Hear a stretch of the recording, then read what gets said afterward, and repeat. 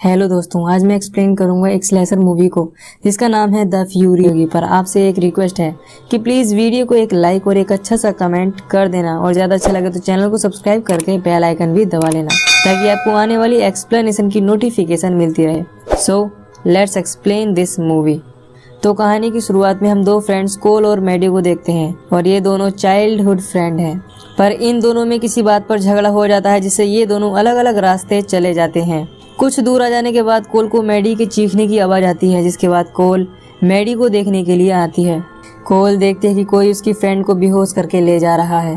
तभी एक ब्लैकआउट होता है और हम कोल को एक बॉक्स में देखते हैं जिसमें एक रेड लाइट थी और उसकी वजह से कोल को अल्ट्रासोनिक बीप साउंड सुनाई दे रहा था जो कोल को बहुत परेशान कर रहा था। कोल बॉक्स से निकलने की काफी कोशिश करती है पर सोनिक साउंड की वजह से वो बॉक्स को नहीं खोल पा रही थी। कोल से ये आवाज बर्दाश्त नहीं हो रही थी और वो लगातार बॉक्स के दरवाजे को पीट रही थी। कुछ देर बाद कोल बॉक्स को खोल देती है और बाहर निकल आती है। कोल अपने आप को एक जंगल में पाती है। कोल को याद आता है कि उसकी फ्रेंड मैडी को भी रात किडनैप कर लिया गया था, इसीलिए वो मैडी को आवाज लगाने लगती है। कोल को कुछ भी समझ नहीं आ रहा था कि वो आखिर यहाँ कैसे फंस गई।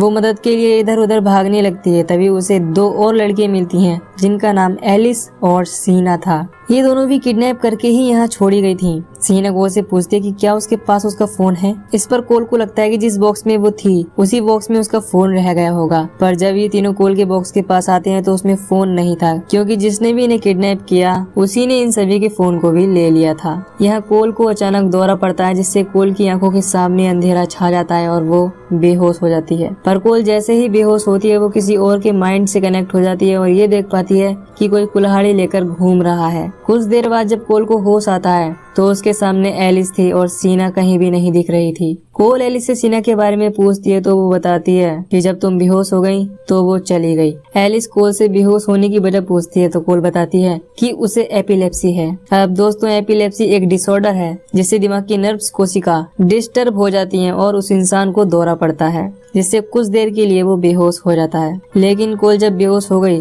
तो वो कुल्हाड़ी वाले इंसान की व्यू से कैसे देख पा रही थी, इसका जवाब मूवी में हमें आगे मिलेगा। यहाँ ये दोनों एक साथ उस डायरेक्शन की ओर जाने लगते हैं जिस डायरेक्शन में सीना गई है। कुछ देर आगे चलने के बाद कोल और एलिस को वैसा ही एक और बॉक्स मिलता है जिसमें कोल बंद थी। ये दोनों वहाँ जाती हैं तो इन्हें एक मास्क पहना हुआ इंसान दिखता है जिसके हाथ में कुल्हाड़ी थी। ये दोनों उसे देखकर छिप जाती हैं। वो कुल्हाड़ी वाला इंसान बॉक्स की ओर आने लगता है। तभी एक बार फिर से कोल को दौरा पड़ता है और वो बेहोश हो जाती है और फिर से कुल्हाड़ी वाले आदमी के व्यू से कनेक्ट हो जाती है। एलिस कोल को बेहोश होता छोड़ भागने लगती है और कुल्हाड़ी वाला आदमी यानी एक्समैन एलिस का पीछा करने लगता है और कोल एक्समैन को एलिस का पीछा करते हुए देख पाती है। कुछ दूर जाकर एक्समैन अपनी एक्स से एलिस पर हमला करता है जिससे एलिस बच जाती है और उसकी एक्स से एक्समैन पर हमला कर देती है। पर एक्समैन एलिस से अपनी एक्स छीनता है और एलिस को एक भयानक मौत दे देता है। इसके बाद जब कोल को होश आता है तो वो एलिस के पास आती है और देखती है कि एलिस अब मर चुकी है। कोल बहुत ज्यादा डर जाती है और जंगल से बाहर निकलने के लिए भागने लगती है। बहुत देरों के बाद आखिरकार कोल जंगल से बाहर आ जाती है और यहाँ से निकलने की कोशिश करती है,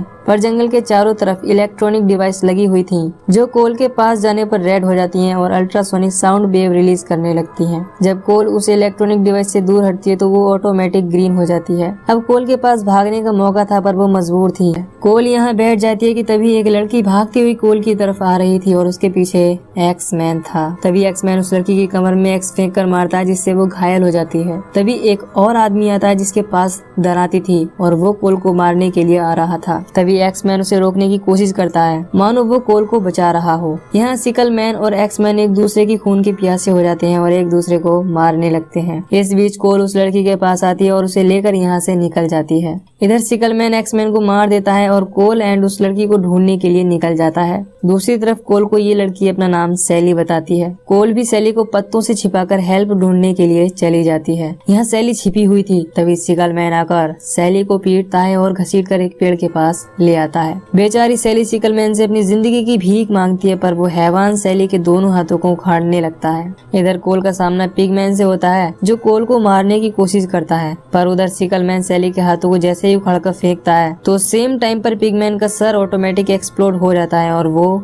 मर जाता है। इसके बाद कोल पिगमैन के हथियार को लेकर एक जगह आती है जहाँ कुछ वुड हाउस थे। कोल वहाँ जाती है, तभी पीछे से कोई आता है और कोल एकदम से उस हथियार से उसके गले पर मारती है। ये एक लड़की थी जो कोल और बाकियों की तरफ फंसी थी, पर अब वो कोल के हाथों एक्सीडेंटली मर जाती है। तभी सीना आती है और उसके साथ एक और लड़की होती है जो अपनी एक साथी को मरा देख डर जाती है। कोल इन्हें समझाती है कि उसने गलती से उसे मार दिया, न कि जानबूझकर। तभी एक बार फिर से कोल को दौरा पड़ता है और वो फिर से किसी के दिमाग में थी। वो अपनी फ्रेंड मैडी को देखती है जिसे कोई छिपा रहा है, यानी कोई उसकी रक्षा कर रहा है। जब कोल होश में आती है तो वो देखती है कि वो दूसरी लड़की सहमी हुई बैठी है और सीना चली गई है। कोल इस लड़की को समझाती है कि जो भी उसने किया वो एक गलती थी, मैंने उसे कोई और समझकर मारा। ये लड़की अपना नाम रोज बताती है, जिसके बाद ये दोनों अब फ्रेंड्स बन जाते हैं और एक दूसरे के साथ रहने का वादा करते हैं। कोल रोज से कहती है कि मेरी दोस्त मैडी भी यहीं कहीं है, हमें उसे ढूंढना है। कोल अब ये सोच रही थी कि जब वो बेहोश होती है तो उन आदमियों के नजरिए से कैसे देख पाती है। तभी कोल को याद आता है कि यहाँ इस जंगलों में आने से पहले वो किसी ऑपरेटिंग रूम में थी जहाँ डॉक्टर्स ने उसकी आंखों के साथ कुछ किया था। कोल एक स्पून लेती है और उसी मरी हुई लड़की की आंख को निकालने लगती है। रोज ये देखकर डर जाती है। जब कोल उसकी आंख निकालती है तो उसमें एक वायर्स इम्प्लांट था। कोल ये समझ जाती है कि आखिर वो कैसे उन आदमियों के नजरिए से देख पाती थी। दोस्तों, ये सब कोल को ही दिखता था क्योंकि उसे एपिलेप्सी नामक डिसऑर्डर है और इसी वजह से सिर्फ वो उनके नजरिए से देख सकती थी, ऐसा और कोई नहीं कर सकता था। तभी यहाँ सीना भी आ जाती है और कोल उसे सब कुछ बताती है कि हमारी सभी की आंखों में वायर्स इम्प्लांट किए गए हैं, जिस वजह से शायद उनकी नजर हम पर है। और मैंने अपनी फ्रेंड मैडी को भी देखा जिसकी रक्षा कोई बीस्ट कर रहा था, यानी कि हम सभी का एक बीस्ट है जो हमारी रक्षा करता है और बाकियों को मारता है। इस बात से हम ये समझ पाते हैं कि जब उस वक्त सिकल मैन कोल को मारने आ रहा था तो एक्समैन ने उसे क्यों मारा। इसका मतलब ये है कि एक्समैन कोल का गार्डियन बीस्ट है और वो सिर्फ कोल को ही बचाएगा, बाकियों को मारेगा। तो ये सब एक गेम की तरह था जिसमें सिर्फ वही बच सकता था जो आखिर तक सरवाइव कर पाएगा। सीना सोचते कि अगर वो कोल और रोज को मार देगी तो उनकी गार्डियन बीस्ट भी मर जाएंगे। इस तरह वो कोल के फ्रेंड मैडी को भी मार देगी, इससे उसका भी गार्डियन बीस्ट मर जाएगा। फिर बचेगी सिर्फ सीना। कोल और रोज सीना के गलत इरादों को भांप लेती है, जिसके बाद ये दोनों भागकर एक दूसरी हट में आ जाते हैं, पर सिकल मैन इनके हट के बाहर आ जाता है। ये दोनों पीछे से निकलने की कोशिश करते हैं पर रोज का पैर फंस जाता है। इसके बाद सिकल मैन रोज को घसीट कर ले जाता है और उसे मारने की कोशिश करता है, पर कोल घूमकर वापस आती है और सिकल मैन से लड़कर रोज को बचाती है। रोज सिकल मैन के हाथों की उंगलियों को काट देती है, जिसके बाद ये दोनों मिलकर सिकल मैन को मार देती हैं। तभी एक और गार्डियन बीस्ट आता है जो पता नहीं किसका था, पर जब वो सिकल मैन को मरता देखता है तो कोल से डरकर भाग जाता है। कोल बाहर आती है तो सीना को देखती है जो मैडी यानी कोल के फ्रेंड को ढूंढ रही थी ताकि उसे मार सके। रोज छिपकर इन्हें देख रही होती है। तभी वो गार्डियन बीस्ट आकर रोज को पकड़ लेता है और हट में ले जाकर मारने लगता है। दरअसल ये गार्डियन बीस्ट सीना का था और ये दोनों मिलकर काम कर रहे थे ताकि आखिर में सीना और उसका गार्डियन बीस्ट बचे। यहाँ सीना के पीछे से कोल का गार्डियन बीस्ट आ रहा था। कोल सीना को बातों में उलझाए रखती है, जिससे कोल का गार्डियन बीस्ट सीना के सर के 2 टुकड़े कर देता है और उसे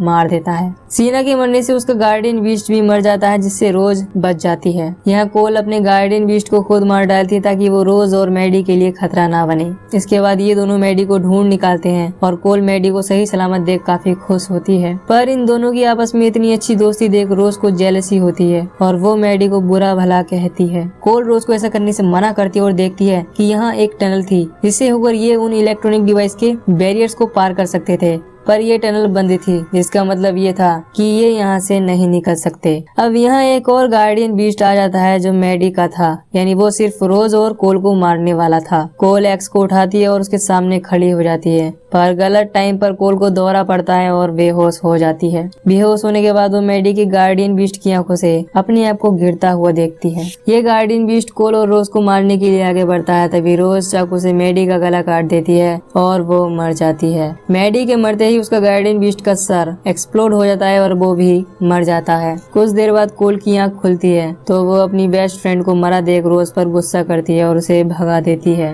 अब हम ये देखते हैं कि कोल फिर से इलेक्ट्रॉनिक डिवाइस से बने बैरियर्स के पास आती है और अपनी बाईं आंख को निकालकर फेंक देती है जिसमें वायर इम्प्लांट था। अब कोल को अल्ट्रासोनिक साउंड वेव सुनाई नहीं दे रहे थे, इसीलिए कोल आखिरकार यहाँ से निकल पाती है। इधर रोज अब अकेली बची थी। जो इन पर नजर रख रहा था उसे लगता है कि अब सिर्फ रोज बची है, इसीलिए वो रोज को विनर अनाउंस करता है। दूसरी तरफ हम एक आदमी को देखते हैं जो VR बॉक्स पर एलिस की डेथ रिप्ले देख रहा था। तभी यहाँ कोल आती है और उसे शॉक देकर बेहोश कर देती है। दरअसल ये आदमी फाउंडिंग मेंबर था उस कंपनी का जिसमें लोगों को मारा जाता है। कोल इस आदमी से कंपनी के बाकी लोगों का नाम पूछती है और इस आदमी को मार डालती है। ये मूवी यहीं पर खत्म हो जाती है। दोस्तों, अगर आपको मूवी पसंद आई हो तो वीडियो को लाइक, शेयर और कमेंट कर देना। जो भी आपको एक्सप्लेनेशन में पसंद आया उसके बारे में आप कमेंट कर सकते हैं और चैनल सब्सक्राइब करके बेल आइकन को भी दबा लेना।